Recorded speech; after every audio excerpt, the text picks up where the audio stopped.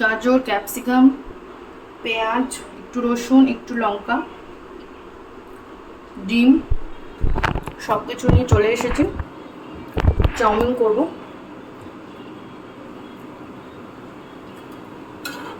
তো চাউমিন করার জন্যই আর কি সব কিছু করছিলাম। ওখানে একটু চিংড়ি মাছ, যেটা মানে ধুয়ে ভেজে পরিষ্কার করে রেখেছিলাম, যে চিংড়ি মাছটা, সেই চিংড়ি মাছটার মধ্যে অল্প একটু হলুদ আর অল্প একটু লবণও দিয়ে নিয়েছি। তো এই নুডলসগুলো আবার বেশি সেদ্ধ টেদ্ধ করলে না পক করে গলে যায়, তো বেশি সেদ্ধ করা যাবে না, অল্প একটু সেদ্ধ করবো। অল্প একটু সেদ্ধ করে নিয়ে যা করে, সবাই বানাতে জানে চাউমিন, এমন কোনো বিশাল বড় টাস্ক না।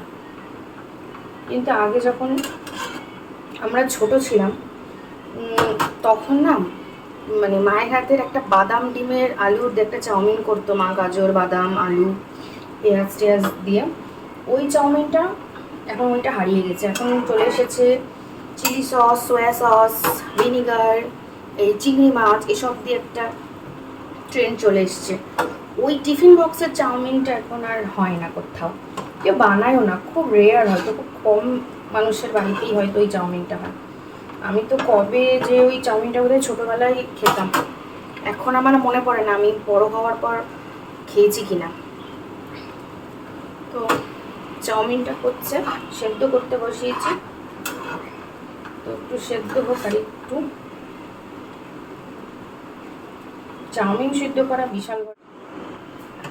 এখানে অলরেডি তেল গরম হয়ে গেছে, আর এই যেগুলো সবজিগুলো যেগুলো কেটে রেখেছিলাম একটু একটু করে দিয়ে দেবো। অল্প একটু একটু রসুন দিলাম, তারপরে যে গাজর, পেঁয়াজ সব দিলাম, তারপরে লঙ্কা,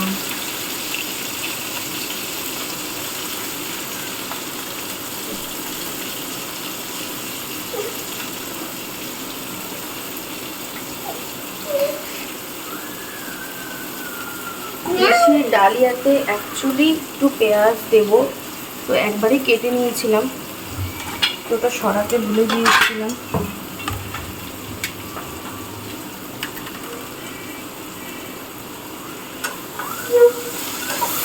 এটাকে ফ্রাই করবো।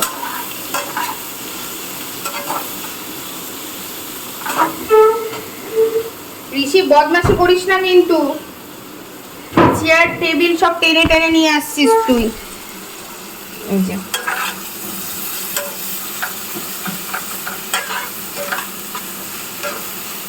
এটাকে এখন ফ্রাই করছি।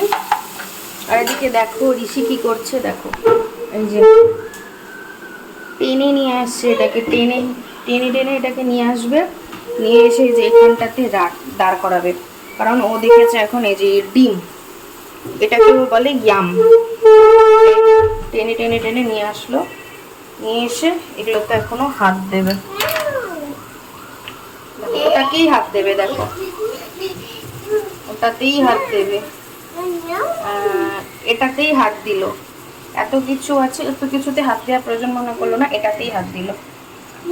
যাই হোক, তোমরা ভিডিওগুলো দেখতে থাকো, আমি আগে এগুলোকে সরাই, না হলে আমি আজকে রান্না করতে পারবো না।